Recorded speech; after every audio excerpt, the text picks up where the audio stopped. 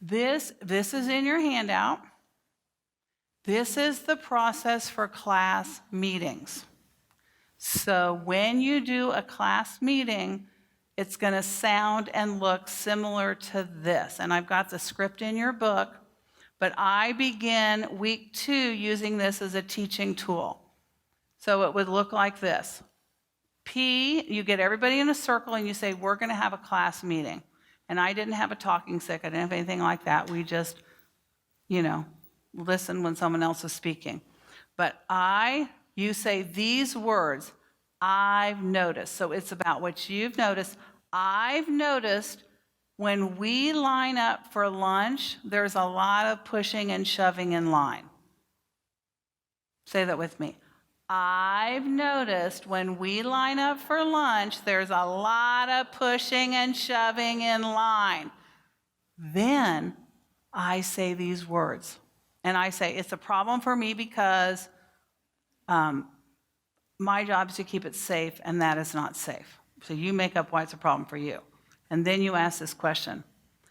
Has anyone else noticed this? Is this a problem for anyone else? And you know what? Their hands are going to go up. And guess who the hands that go up are the people that have been what? Pushed? Yes. The people that have been bumped are going to raise their hand. So this is where you get buy-in. Everyone's going to say, oh yeah, that's a problem. Then you reframe it. I say, because they're going to go, yeah, someone's pushed me, and now you reframe it into a positive. And I say, so the problem is, say that with me, so the problem is some of us are having a hard time lining up safely.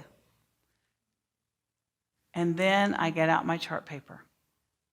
I was going to use chart paper in the room, but I found chart paper online and pretended I had I did the best I could with the tools I had. But this says, and here's the question, what could we do differently so everyone is safe? And then we just brainstorm ideas. And some of them are pretty wacky. You know what? They push, we call their mom. And that's not going to be the one we choose, but there are no wrong answers. Here's the deal. If I say, I'm not going to put that one down, that person feels like they're not part of it. So I don't care if they say, go spank them in the corner, which I've never had anyone do that. But you write down what they say. If they say something, that's really hurtful, you would tweak it a little bit. But then after I have that list, then we whittle it down and we figure out what would work best for us. And one child, we did this one time, one child says, Mrs. Hepler, you know those rules you have? I go, yeah. He said, you should just read them every day when we go out the door. Before we line up in the circle. And I go, why didn't I think of that? So look, here's what it is. I love it. Oh, this isn't the right one, but you may line up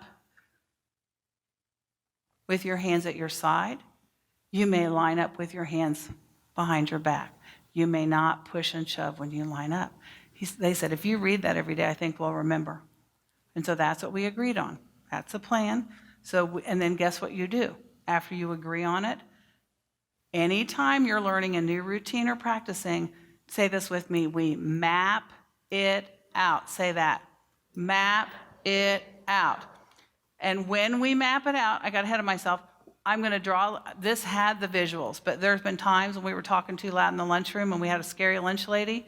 And so I drew little stick figures on a little lunch table so they could see a visual of what to do.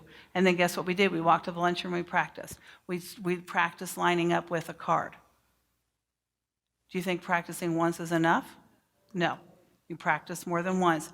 And then we decide how we're going to see if it's working. And someone said, I won't get pushed. I said, well, there you go. So we'll know if it's working if people feel safe and no one's getting pushed in line. Does everyone think that's a good way for us to check in? Yeah?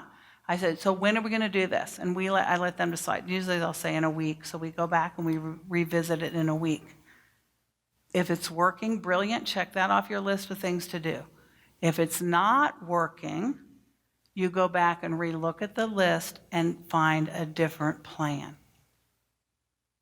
How many times do we think, well, I tried that and it didn't work, and we just stop? If it doesn't work, you go back with your school family and you create another plan. The first time I heard Becky Bailey do this, I thought, I teach 5-year-olds. That is not going to work. Is anyone in here thinking that? Oh, well, good for you. So I did. And the first time I did it, it was messy.